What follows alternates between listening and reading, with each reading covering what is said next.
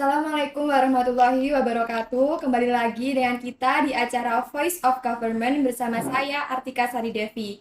Nah, di podcast kali ini kita berkesempatan hadir di kantor Dinas Pemberdayaan Masyarakat dan Desa yang ada di Kabupaten Banyuwangi. Tentunya pada kesempatan kali ini kita ditemani oleh narasumber yang sangat luar biasa, yaitu Bapak Ahmad Faisal. Bapak, bagaimana kabarnya, Pak? Alhamdulillah baik. Alhamdulillah. Bapak Ahmad Faisal ini lahir tanggal 1 Januari 1973 dan beralamat di Jalan Brawijaya, Gang Makning ya, Pak. Iya. Yeah. Nah, sebelum itu ya, Pak, sebelum kita berbincang-bincang mengenai apa sih strategi Dinas Pemberdayaan ini, mungkin Bapak bisa menyapa dulu nih teman-teman yang ada di rumah.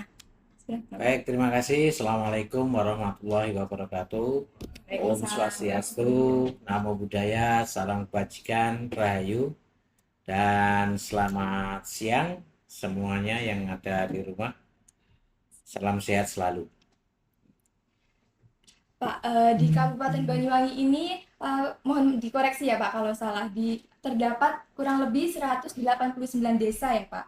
Nah, apa sih strategi yang digunakan Dinas Pemberdayaan Masyarakat dan Desa yang ada di Kabupaten Banyuwangi ini untuk memajukan desa-desa yang ada di Kabupaten Banyuwangi?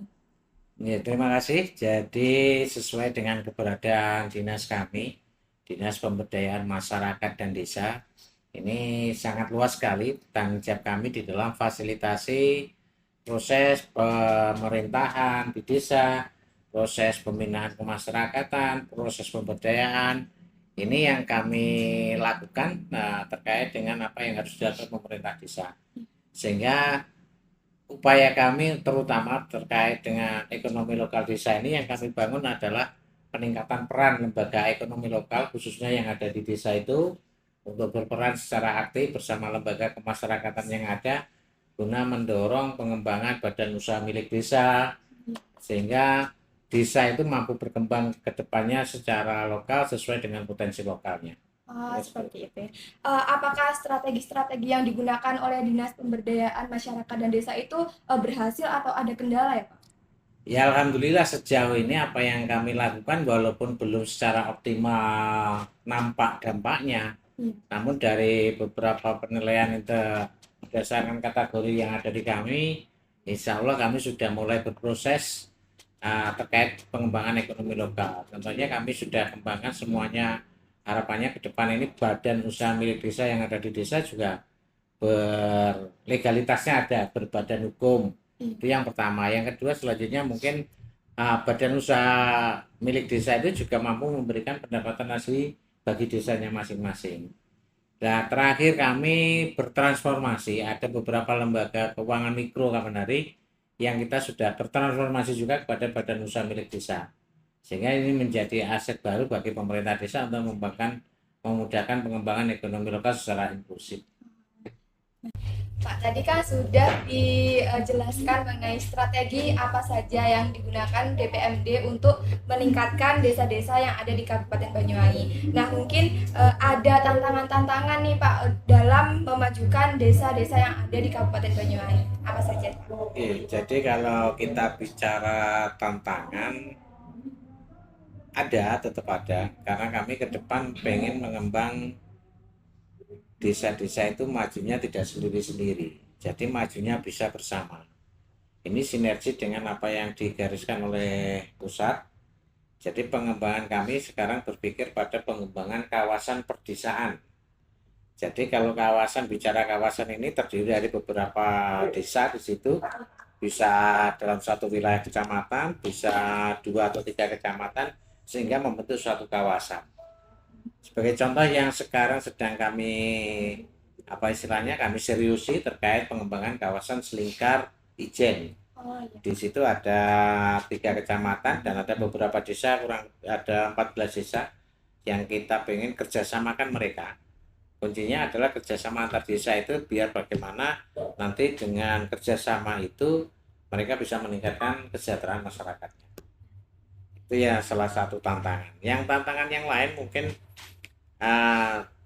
terkait dengan aparatur juga. aparatur pemerintah desa kan tidak semua basicnya sama, ilmunya berbeda-beda. Sehingga ini di setiap saat kita lakukan peningkatan kapasitas seperti itu.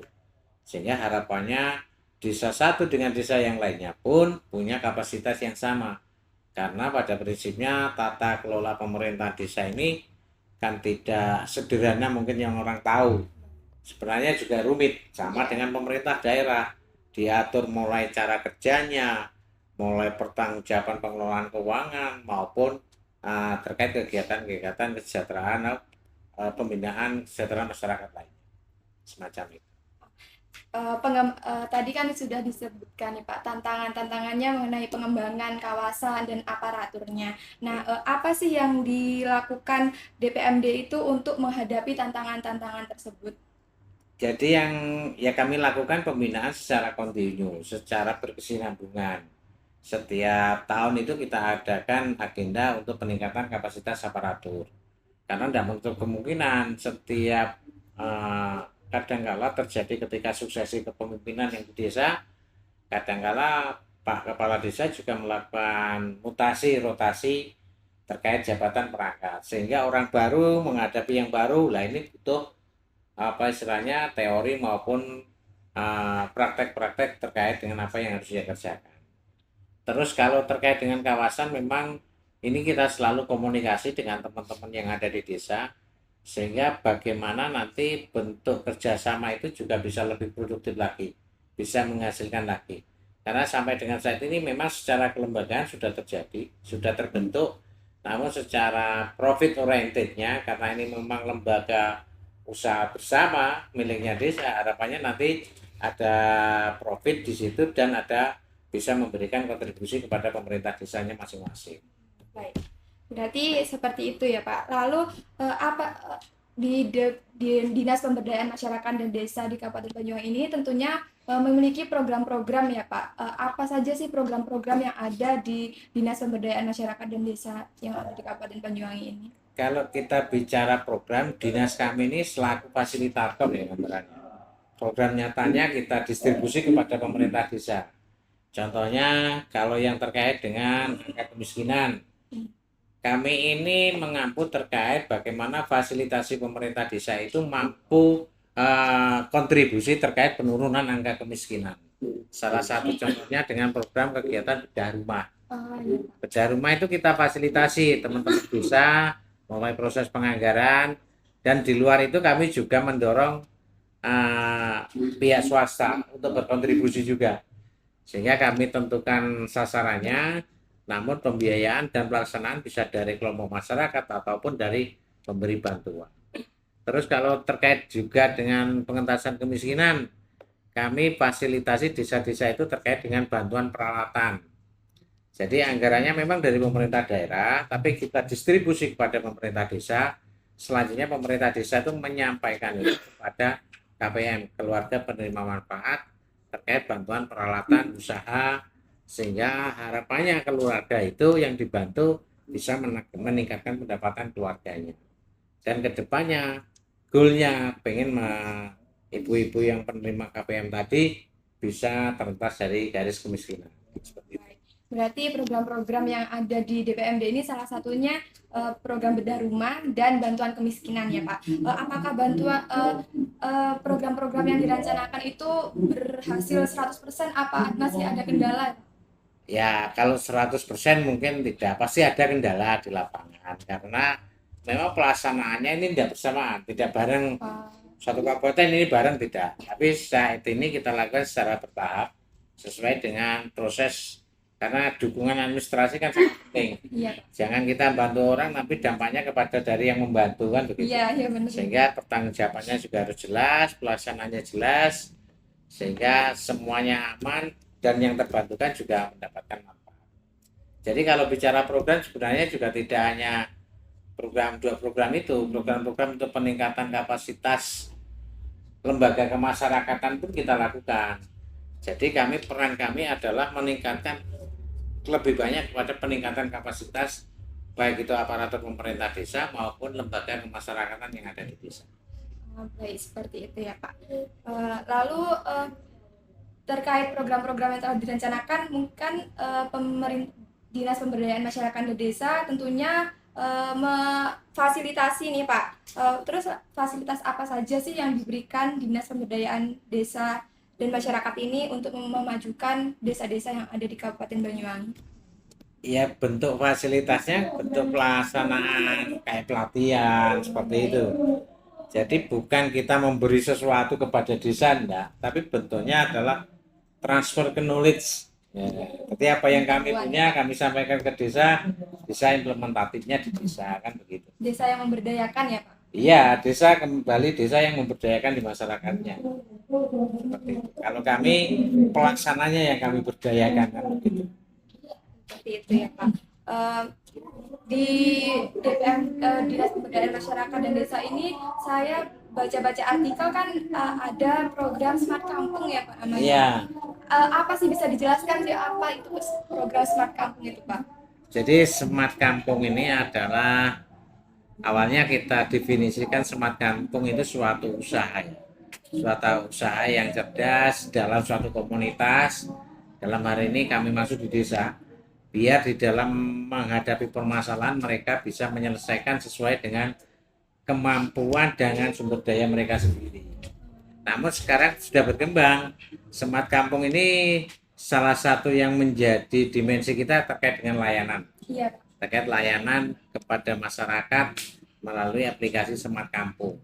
Jadi ini merupakan sarana bagi masyarakat mungkin mengurus perizinan, mengurus administrasi kependudukan, maupun beberapa administrasi yang lainnya juga yang sudah kita konektivitaskan antara pemerintah desa, kecamatan, dan kabupaten, sehingga layanan di masyarakat itu bisa cepat, kan gitu. Ini yang terjadi sebagai contoh, dulu itu pernah ada istilahnya ketika orang sakit biasanya tidak punya JKN ya, jaminan kesehatan, itu bisa dilayani dengan SPM, surat pernyataan miskin lah istilahnya. Nah, orang ngurus surat pernyataan miskin itu butuh waktu, kalau dulu hanya butuh waktu 6 hari mungkin baru selesai. Karena harus dari desa ke puskesmas, puskesmas kecamatan, kecamatan ke kabupaten, kabupaten dinas sosial, baru bisa turun suratnya bisa turun di desanya. Tapi sekarang kan juga cukup singkat, cukup orang mengajukan di desa, berkasnya yang jalan, nanti hasilnya akan dikirimkan ke desa, sehingga pada hari itu juga bisa dilayani terkait dengan layanan tadi. Ini hal-hal tujuannya tidak lain adalah memberikan kemudahan kepada masyarakat untuk mendapatkan pelayanan yang menjadi kewenangannya pemerintah daerah. Seperti itu ya Pak. Berarti Smart Kampung itu memudahkan masyarakat untuk melakukan pelayanan publik ya Pak. Iya. Mungkin terdapat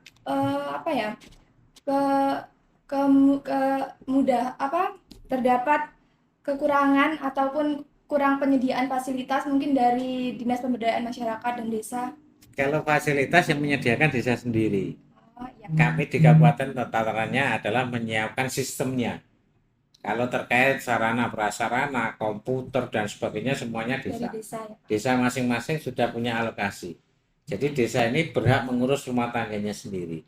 Kami siapkan hanya sistem aplikasinya, sehingga terkait fasilitas dan sebagainya insya Allah desa sudah cukup mampu, karena sudah ada bantuan dana desa, bantuan alokasi dana desa, maupun sumber pendapatan yang lainnya.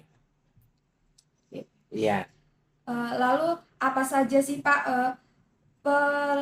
strategi Dinas Pemberdayaan Masyarakat dan Desa untuk lebih memajukan desa-desa yang ada di Kabupaten Banyuwangi untuk kedepannya nih Pak?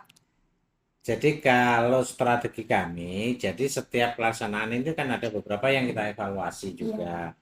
Contohnya kayak tadi program Smart Kampung itu dulu 2 tahun sekali juga kita lakukan evaluasi, kita lakukan penilaian. Penilaiannya itu bukan dalam artian untuk menjadi juara gitu, tidak. Namun bentuk nanti evaluasi bagi desa-desa itu sendiri, bagaimana mengembangkan sesuai dengan indikator yang kita tetapkan sehingga dia bisa memenuhi itu. Ini salah satu bentuk strategi kami mengapa ini harus bisa berkembang. Sebenarnya banyak hal lain juga terkait, mungkin selain penilaian implementasi suatu program Smart Kampung, ada juga penilaian terkait dengan indeks desa membangunnya kan seperti itu. Ini kalau IDM ini setiap tahun pun kita takhirkan kan begitu. Datanya kita update setiap tahun bagaimana tingkat perkembangan suatu desa itu. Sehingga pada masanya, pada waktunya kita bisa kategorikan, misalkan masalah desa yang sudah mandiri, mana desa yang maju, mana desa yang berkembang, seperti itu. Baik, Pak. Eh, tak terasa perbincangan kita sudah berada di akhir nih, Pak. Mungkin Oh, ada pesan-pesan yang untuk disampaikan kepada teman-teman yang ada di rumah nih, Pak.